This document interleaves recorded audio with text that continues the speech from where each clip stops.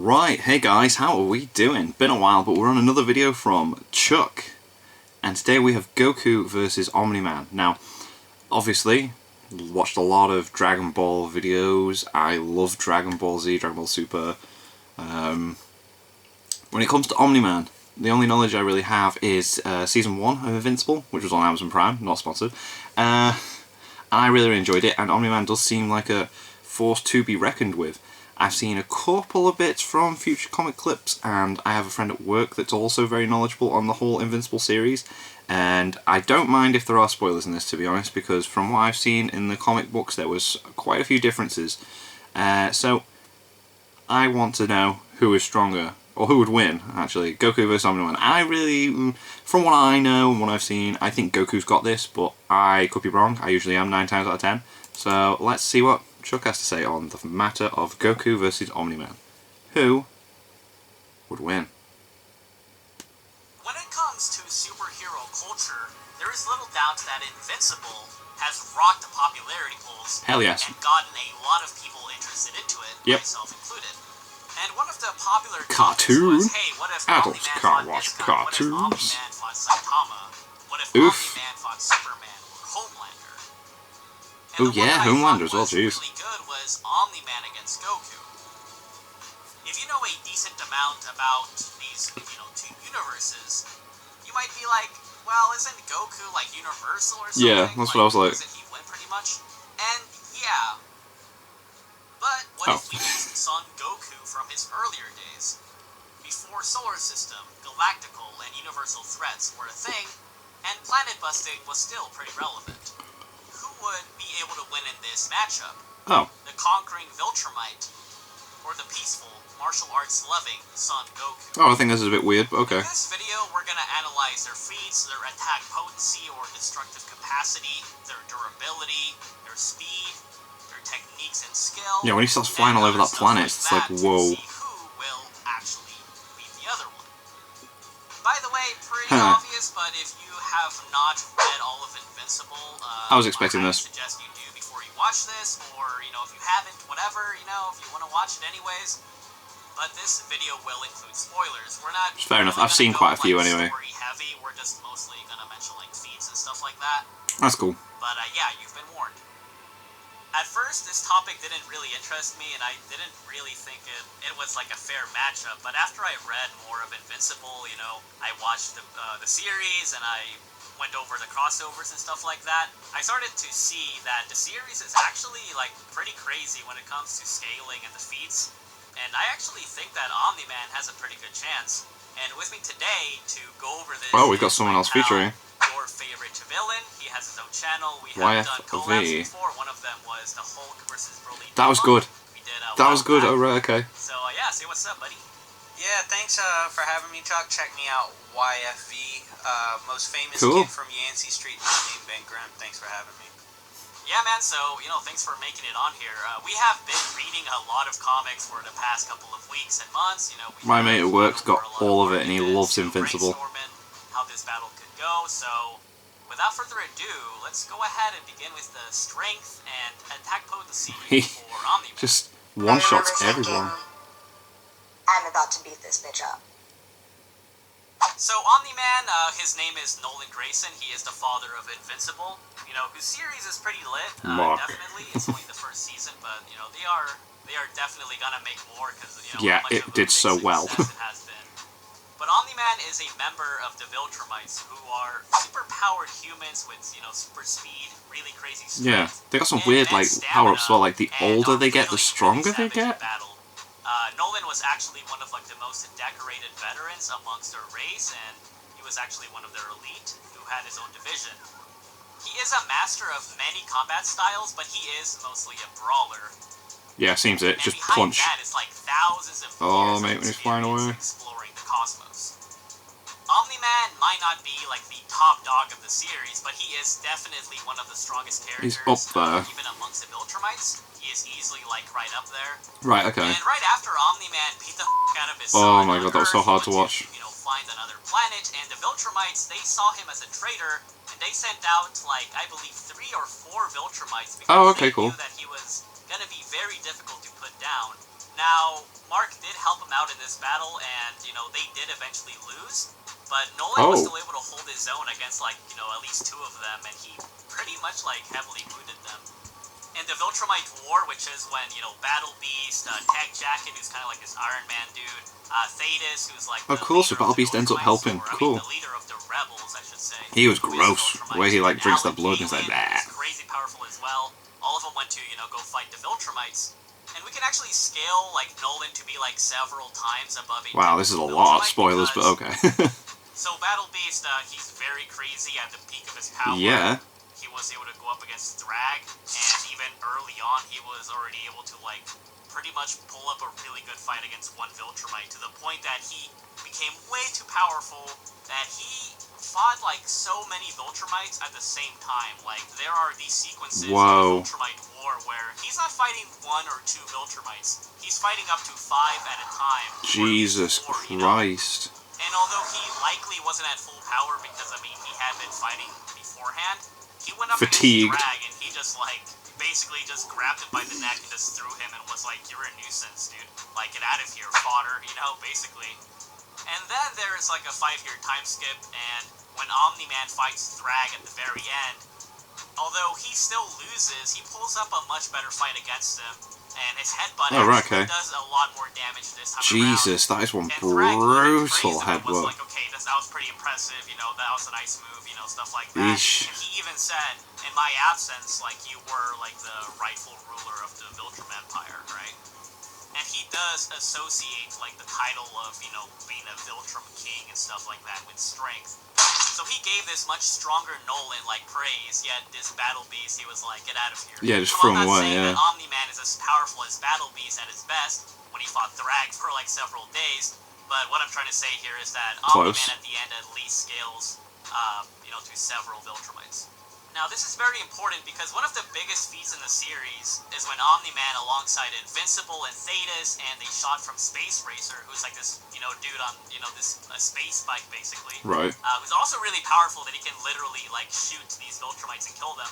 But anyways, these 4, like, went to charge at this planet, and they do manage to destroy the planet, but they don't vaporize it, they just, like, shatter it. Whoa. And the thing that actually kind of downplays Omni-Man in this case is that even though they can clearly, you know, crush these planets apart, they can't really endure, like, the aftermath, like, unscathed. Because they actually got knocked out for a couple of moments, and Thetis did say, like, yo, we need to do this, like, correctly, or we could die, right? Thing is, though, and obviously shattering a planet is a lot less, like, impressive than vaporizing a planet. But this isn't really, like, a good argument to, like, put down Omni-Man, even, like, because, Piccolo at the start of Dragon Ball can blow up planets. He blows up the moon like that.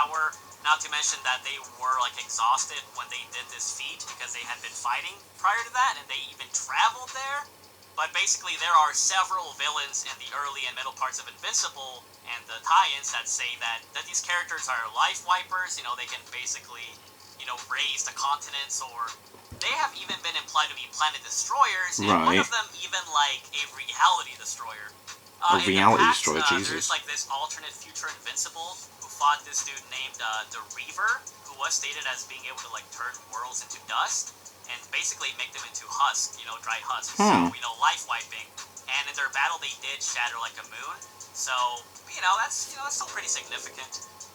There were also these 2 villains named Thoth and Set, and they were stated that, you know, in their battles they would devastate planets. They would also, like, basically, you know, life wipe them.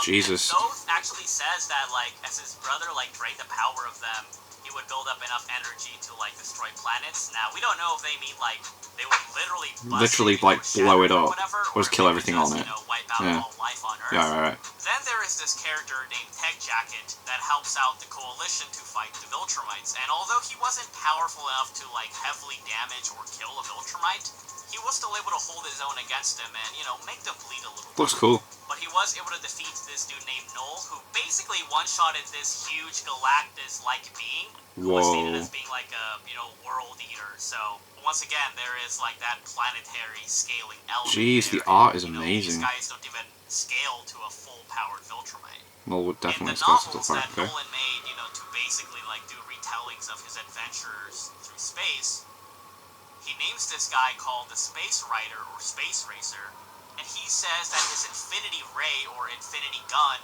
is so powerful that it could literally blow through planets and stars. And the crazy thing is that Omni-Man beat like the Space Rider early on, and when, you know, he and Alan go recover him, he's like, oh, you failed to kill me, you know? So I kind of take that as implication that he got shot by that before and it didn't work. But then again, Omni-Man does, like, show caution, you know, he's like, he doesn't want to get shot because Space Racer's gun is so nasty that it literally could heavily injure and kill Viltrumites. And I would honestly say that he's, like, one of the strongest characters because that gun is mad OP. Interesting. So going by Omni-Man possibly, you know, being shot by this really powerful, like, bullet before, I think that it could be used to argue that Omni-Man could take a lot. withstand a pretty powerful attack that could, you know, okay, I see where you're going with that. to a planet and a star.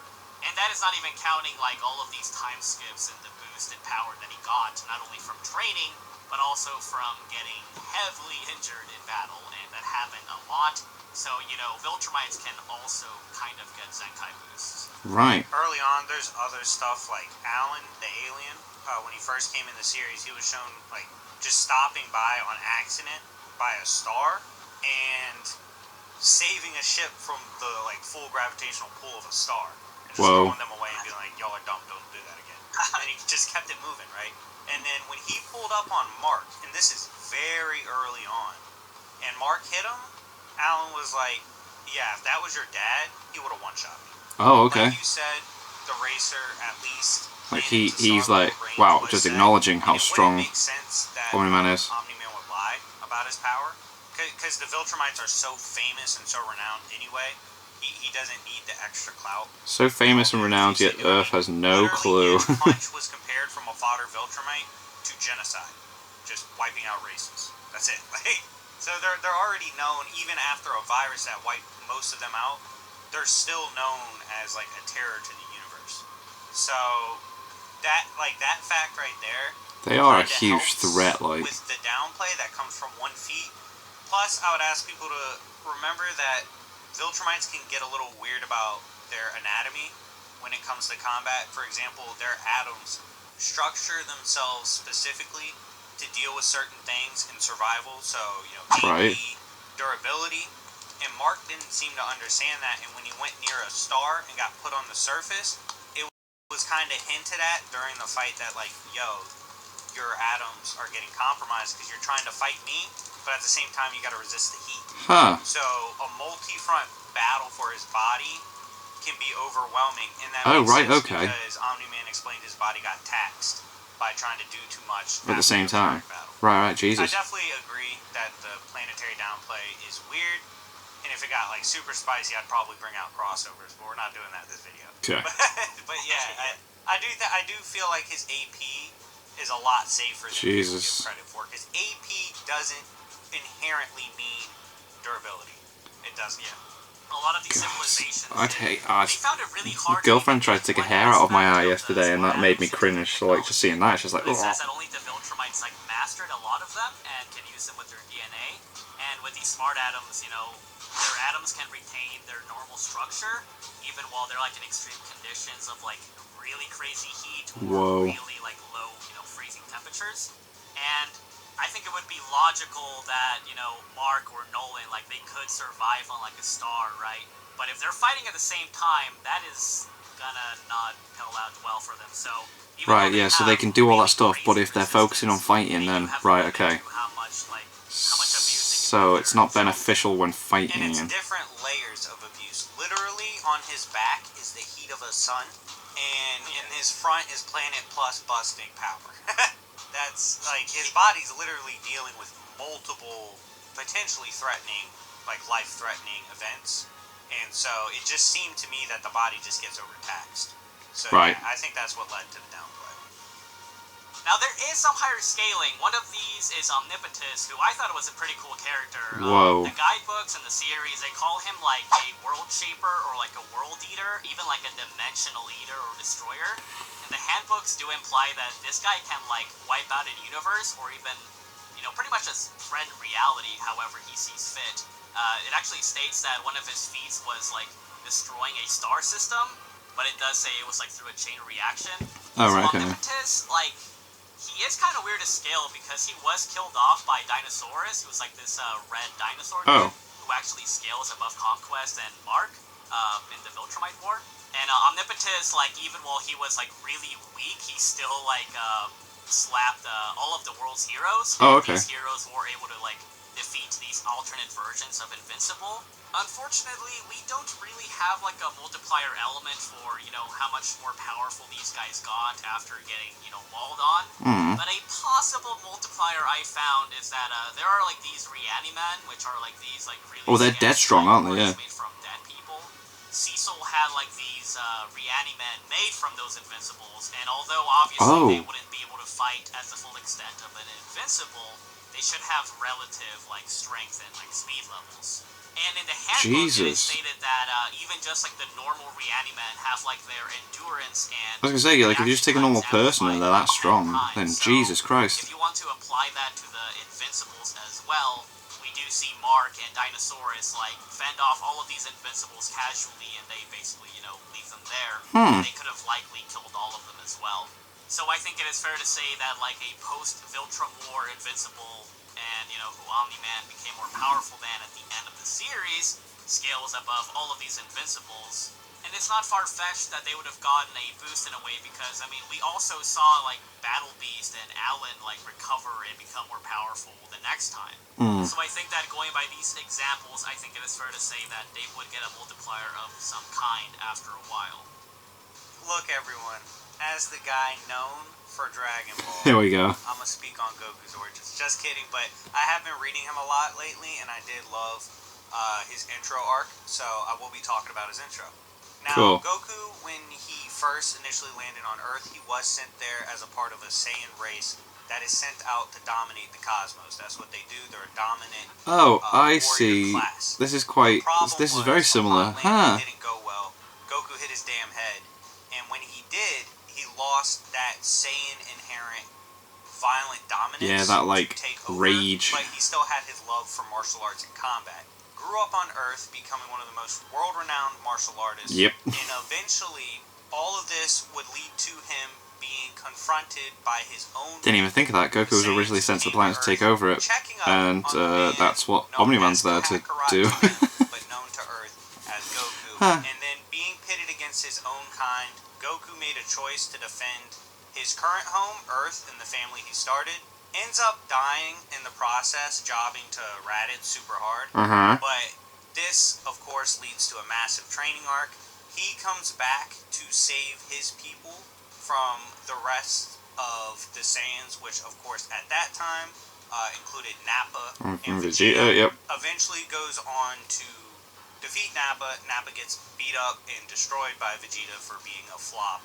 And then Goku engages Vegeta, proving he is worthy of being called a Saiyan warrior, which of course leads to Vegeta leaving, Goku taking time to get stronger, which goes into the Namek saga, in which famously almost everyone's favorite villain, Frieza, Yep. Oh my god. just being a hood rat.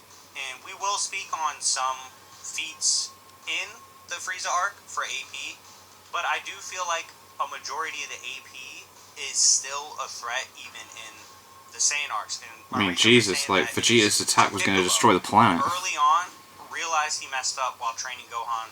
Gohan was triggered by the moon. Here we go. And transformed and was a threat to destroy Earth. Piccolo destroyed the moon, like, straight away. According to Piccolo. So Piccolo, in the moment, impulsively, instantly blew up the moon. And that's Piccolo. This Piccolo was fodder to Nappa. Nappa couldn't hit Goku walking by. And he just like, trashed him. It wasn't even comparable to the point that Vegeta was like, "You're a fucking embarrassment, dog," and blew his ass up. It was that bad. So at that point, they're massively, I mean, beyond planning. I mean, literally in this same fight, Vegeta with like 1% phone battery in his damn health was like, "Yo, I'm blowing up Earth. Since I'm just gonna destroy everything." I mean, even with early you on, on it. Planet to Planet Plus was pretty damn consistent. Yeah, definitely. In the Saiyan saga, and progresses massively after that due to training, due to Zenkais, and because of that, I truly do feel like even Saiyan Saga, Goku had an argument for AP with Omni-Man. What do you think?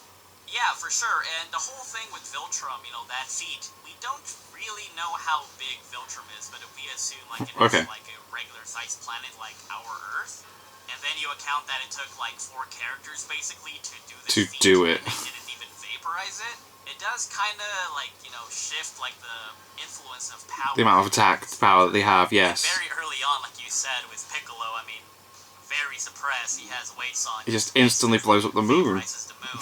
Even before that, Roshi, even before he trained for like Blew up the moon. world tournaments, in his max power form, was able to like wipe out the moon, right? And then there's a character named Tao Pai Pai who was like this exclusive, you know, high-ranking assassin. He basically fought to this Goku who was comparable, if not stronger than that Roshi, and he literally like didn't give a shit about his attacks. Goku then trains with a cat named Karen. Karen, yeah. And he basically Recently learned all this watching is able Talking About to Mark's reviews. point blank, like endure Tao Pai Pai's like energy attack, and Goku literally like crushes it with like his hand. So even before Goku becomes like a teenager, before he even fights the Saiyans, before he even fights Frieza, is already like enduring a Moon Plus level attack with his hand. Right, okay, yeah, that's After fair, Goku yeah, yeah. trains with Roshi, he As a trains with kid, he was Karen, and taking then like eventually stuff that trains could with destroy the Tommy, moon. who's like, you know, the god of the Earth, and many of these guys have hundreds of years of experience. It actually took Roshi like over 50 years to learn how to use the Kamehameha, and he's already like described as being like a, you know, martial arts master and like, you know, one of the best like human fighters in the whole series. Yet Goku is able to like quickly learn from that, you know, adapt. He can mimic the techniques. He literally just pick up anyone's techniques straight away. Pretty quickly. You know, Is it Team use 4-star always? Like, stop using other people's abilities? I guess you could call them shadow clones, kind of. Basically, Goku is After so image. fast that it looks like there's several of him. And then once he trained under King Kai, a very good, you know, thing that you found out yourself was that like King Kai said, yo, like training with me is like a few thousand years of experience of training on Earth, right? So although Goku is not as old as Omni-Man, nor does he have like the lifespan that he has, within, you know, those 20 years, he was able to basically receive hundreds to thousands of years of training, even by like, you know, really crazy math. Right, okay, think about that. Omni-Man, I think one of his more impressive speed feats that needs to be discussed is how far he traveled to get to where he needed to be in order to, you know, establish a new place to live. So Right, okay. they do acknowledge in the series that there are planets outside of the star system that are indeed habitable. With only one breath, which is like at max, I believe, a week, he flew out of the star system and found a habitable planet. Whoa. And he didn't seem One breath entirely can last a pressed week. when he found Jesus it. Like, he looked like Christ. he was just casually holding his breath, happened upon it. He did say he got lucky, but when he said he got lucky, he was talking about there's just not many living habitable planets in the universe. Like, you do have to get lucky. Right. And even without that, the weaker Alan I mentioned was noted as having like casually traveled across solar systems in no time at all. And he's supposed to, with his job, be able to like navigate the cosmos and the universe. So it makes sense he's that fast anyway. And he Yeah, if it's in the job spec. a way weaker version of Omni-Man than how strong he gets at the end would have like casually blitzed in one shot. So I'm not gonna lie, for Goku, the speed part is gonna be troubling for him because, I mean, he should easily be faster than light. Like even like in early Dragon Ball Z, you could even argue before that, at least relativistic. Because I mean, we do know that Roshi's attack was able to vaporize the moon pretty quickly, pretty much instantly. You know, it would still be relativistic or, you know, some percentage of the speed of light. And we know that as characters become more powerful, their speed also increases in vast majority of cases. And that becomes one of those show-off things, doesn't it? Like How did you dodge my attack? Attacks that would logically be stronger and faster than Roshi's attack that was used to, you know, wipe out the moon. And when Goku fought against Frieza, even before he had Super Saiyan, he was able to like escape the very instant that Frieza's paralyzing energy attack actually exploded. So even within the smallest opening, Goku can't find a way to escape, you know, out of these attacks. Yeah, but apart from that, if we exclude filler, which actually has some pretty crazy in it, Yeah. there really isn't a way to get Goku to like Omni-Man speed. Like Like, I just don't see it. Like, Oh, we can okay, maybe right. say he's like hundreds, thousands of times FTL. Maybe That's even interesting, yeah, you millions. could track the ship, But which even is if how we far away, but highball then, it that yeah. much, it's still not gonna look good for him because we don't get specifics in the comics or the series, but we do in the handbook. And they say that the planet that Omni-Man reached, which was like the Mantis race planet, where he got busy with a Mantis chick, and he laid the official pipe of the Viltrumites. That one is said to be in the Virgo supercluster galaxy, which Right. is said to be about 65 million light years away from Earth. And if he did that like within a week, right? So With one 6 to breath. 7 days, that can be calculated to being like 3.3 billion times the speed of light. Yo, And okay. keep in mind, this is while he's mostly pretty casual. This is very early on in the series. When you analyze Omni-Man's speed, he could easily be tens to hundreds of billions of times faster than light. Now, someone might say, oh, well, but travel speed is not combat speed, right? However, Alan himself, like, it is stated that his reaction times and combat That's reflexes a weird are argument. proportional to the speed that he can use, like, while, he's just traveling normally.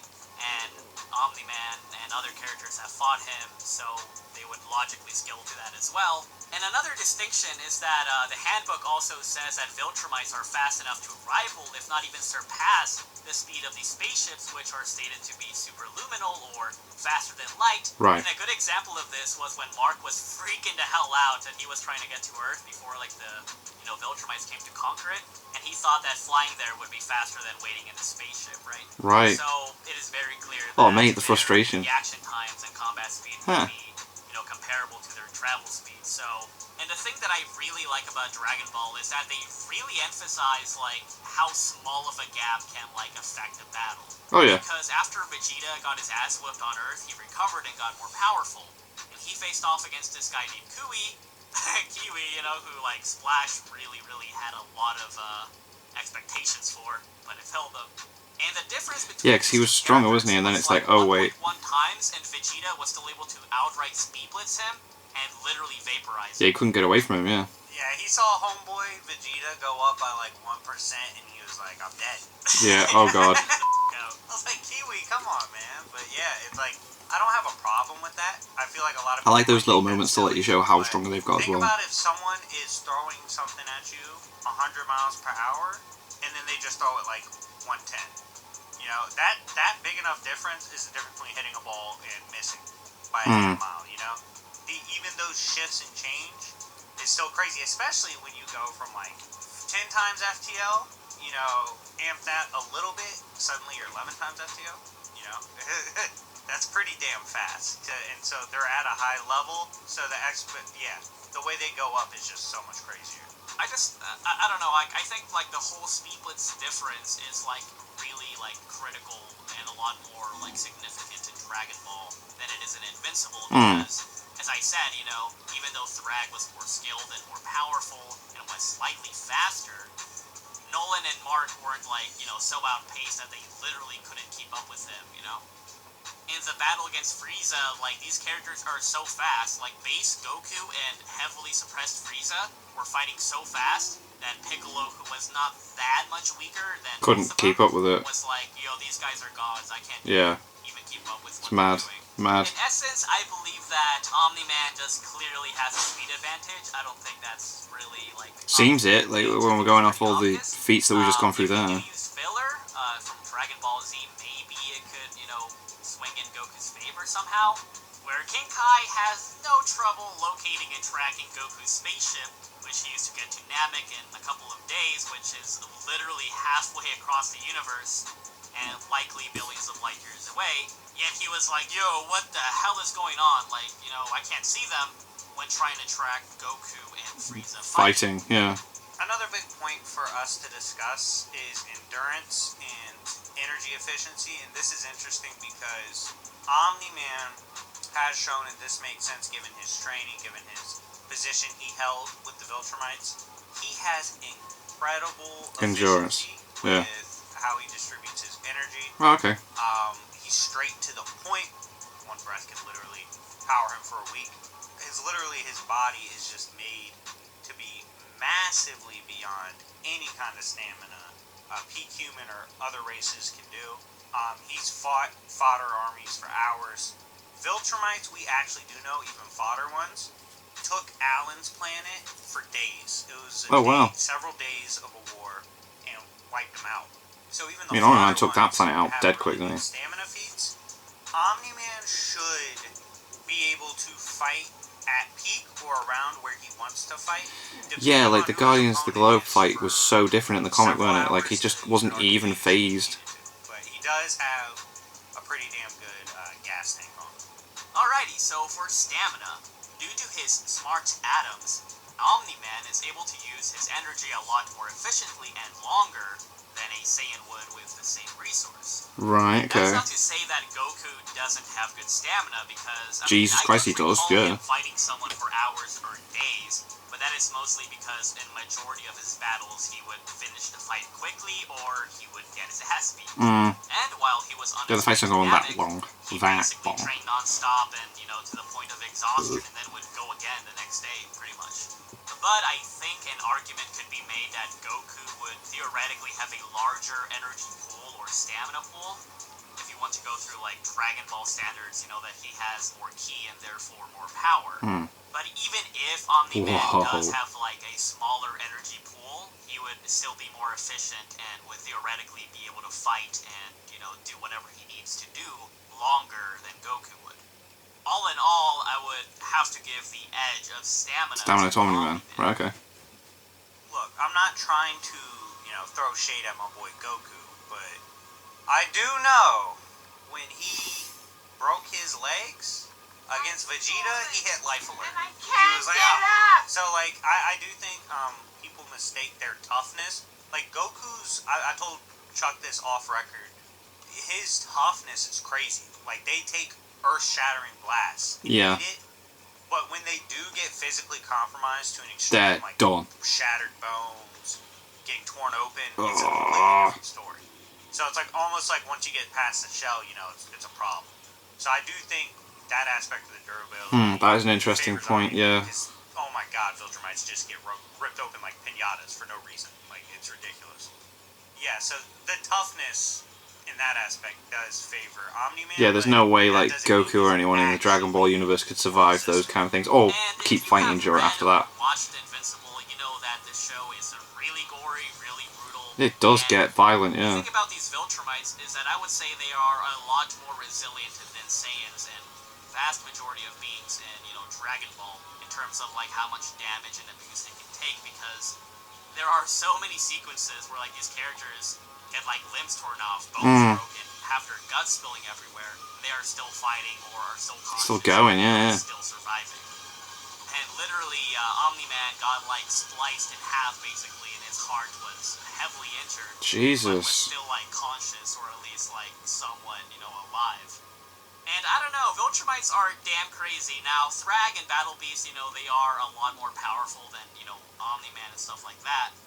But I think their stamina gives us a fair measure of what Omni-Man could do. What they can take as well, Jesus, yeah. These characters getting spliced apart and, having everything spilling out, yet they are still alive or conscious in a way, and have even fought in those conditions as well. And the reason that I am bringing this up is that with Goku, although he does, have really crazy resilience, he was able to stay alive for 6 hours of constant pain. Fighting in that manner didn't really seem possible for him in that situation. But he has fought with broken bones and having these really nasty wounds. Yeah, he has had moments. But to say that he could fight as well with there's no way he's had that much happen to him though. Jesus. I don't think that's very probable. No. And obviously, one would say, well, they can't really show stuff like that. But in the manga, we saw Goku getting pierced through his chest by Moro, and yeah, obviously Moro is more powerful than, anyone in Invincible. Yeah. But the degree of damage that he did to him, which, going by Invincible standards, a wound like that is not that bad. No. And Goku pretty much... It's not like he's ripped in half with his heart slightly damaged and he's got no lower torso. I think that Goku being superior in attack potency and durability makes sense. Yeah. But when it comes to, being able to fight, or staying conscious and surviving... It looks like Omni-Man's got this, doesn't it? Really nasty wounds, I would likely give that edge to Omni-Man. although Goku does have really nice resilience, I think Omni-Man just, I don't know, man. Those guys can take a lot. burst open and bleeding everywhere, and somehow they stay alive. Yeah. Omni-Man bleeds more, bitch. That's for sure. Yeah. But yeah, I would definitely say the Smart Atoms regeneration, regen factor heavily favors, in my opinion, Omni-Man. Yeah, it does look Fight like this is IQ, going to go in Omni-Man's favor, as doesn't far it? as being crafty and just knowing how to manipulate people and manipulate the battlefield. Crazy that none of I this do happened in feel the like that's a comics. really It's like, good whoa. aspect of Omni-Man's game. Obviously, he has his physical hacks. He's very measured in the way that he distributes his power, so I'd say that's almost a hack in the fact that he has such good power control. Overall, I just think for hacks, he's a pretty simple brawler type superhuman. Yeah. So there's nothing too crazy, but I do think when you blend that all with his experience, his skill, and his speed, as well, there is like I do remember in the guidebook it does state he actually does like quantum skip a little bit when he uses speed at a certain point because of his atoms, but that's not going to be much of a fighting influence. So overall, I do think his bag, while it's a little more simple than most, it is dangerous. Even if you argued that like Omni-Man's more experienced, let's say that led to him knowing more techniques, more moves, Goku could technically probably copy them if they were that much of a difference. Actually, yeah, there's I'm gonna something. be honest, I told Chuck this, like, even when I was reading... Because through Goku the does Saiyan pick arc, up really like, quick, doesn't he? Goku's versatility and the moves he's shown he's picked up already, like even with Tien's move I spoke on earlier, he has a lot of tricks that he can throw at Omni-Man that are actual threats. After Goku trained with Kami, he got like so much more powerful and much better in martial arts. Because not only did he learn how to make himself so still that his presence was like, really hard to detect, but he could also see like the depths of his like opponents, and even without seeing them, he could sense like what direction they were coming Gonna go from, yeah. and what attack they were gonna use.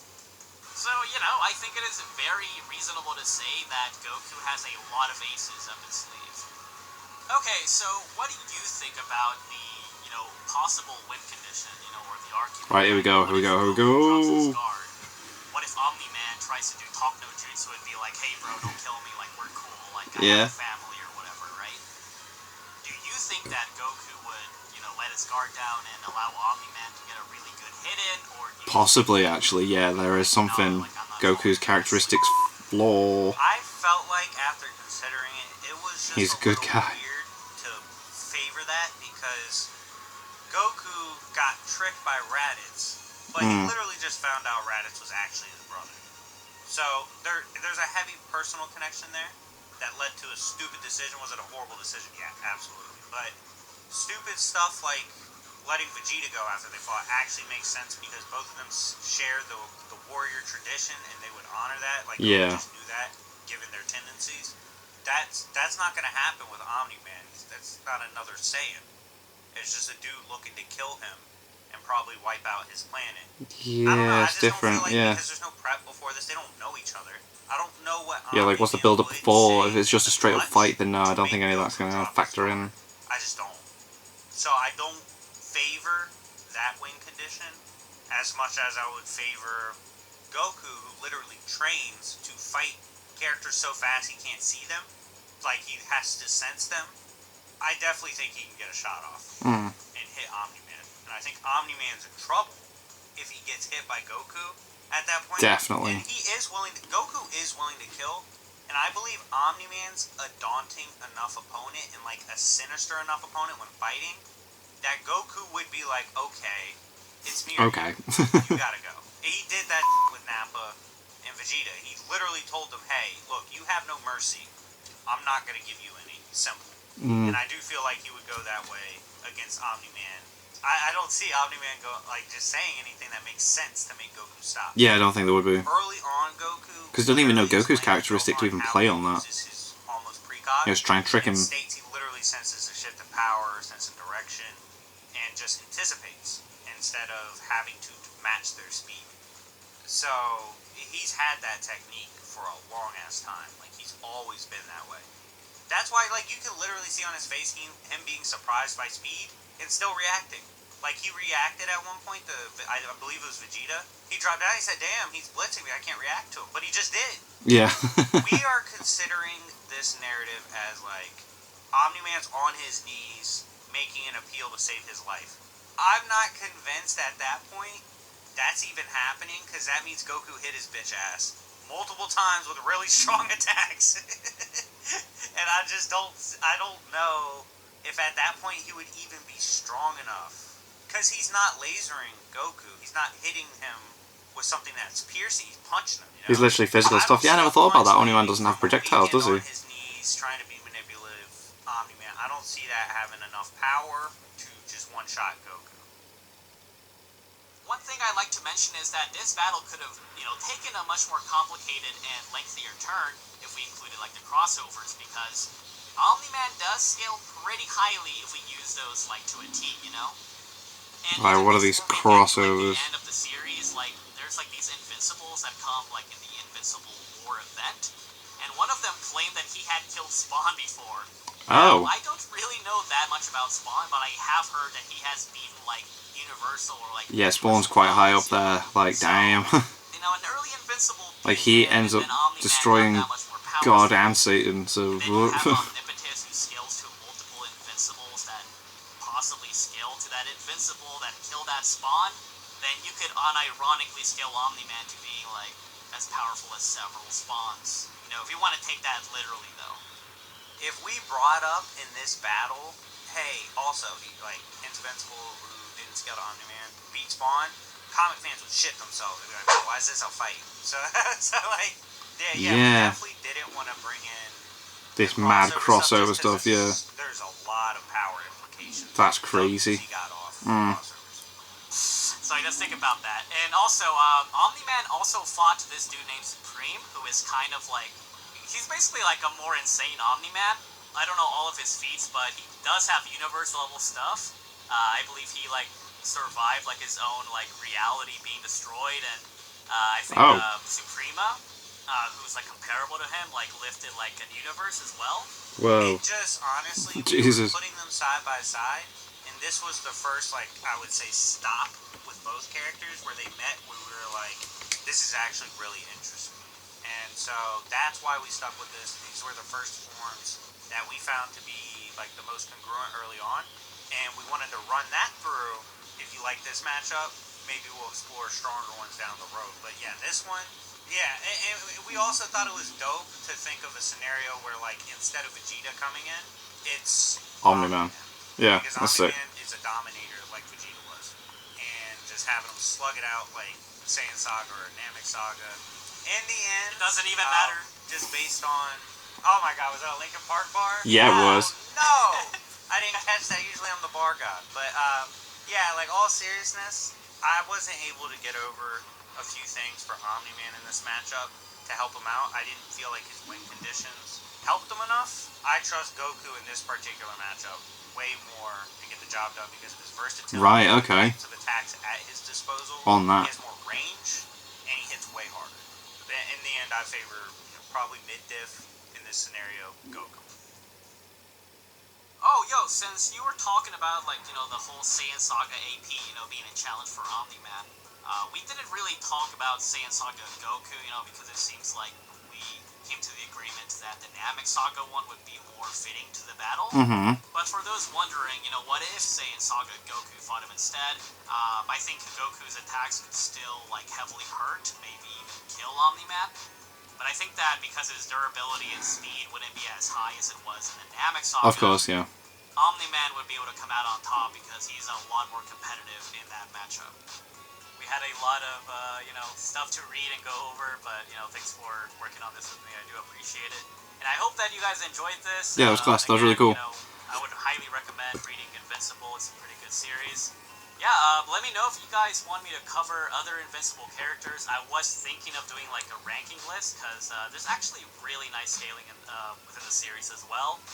Maybe we could do something with Thrag or, stuff like that. And if you guys want to cool. see Battle Beast... Yeah, Battle Beast is a monster, bro. He's a what? But if you guys want to see like a video on Thrag or, you know, Omni-Man, like a composite one, if we include like the Spawn stuff and Supreme and stuff like that, let us know. You know, it could be like a standalone video. That'd be or cool. It could be like Omni-Man against like a stronger version of Goku or something like that. But I don't know, just throwing some stuff out there. Thank you very much for watching.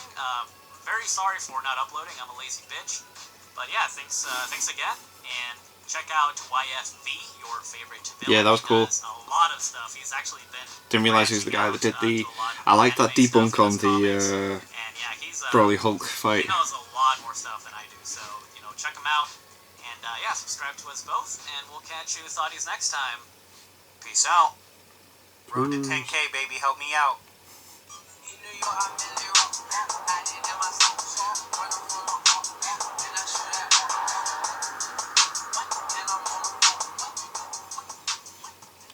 Yeah.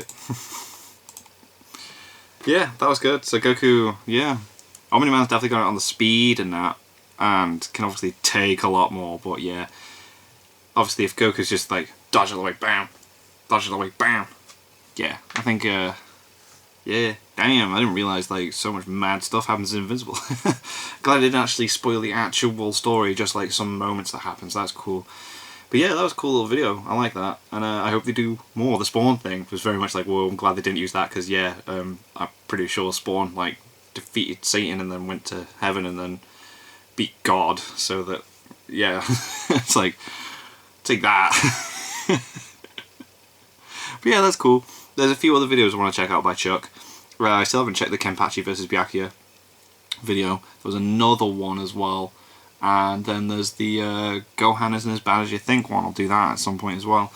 Thank you to my patrons. If you want to have the name, if you want to have your name at the end of every video I upload, link is in the description to the Patreon page down below. $1 a month allows help support the channel. I greatly appreciate it. Thank you guys very much for that, and thank you all for watching. What do you guys think of that? What do you guys think of this? Click like, subscribe, and leave comments down below. Let me know what I should watch and discuss in future videos, and I'll see you guys next time.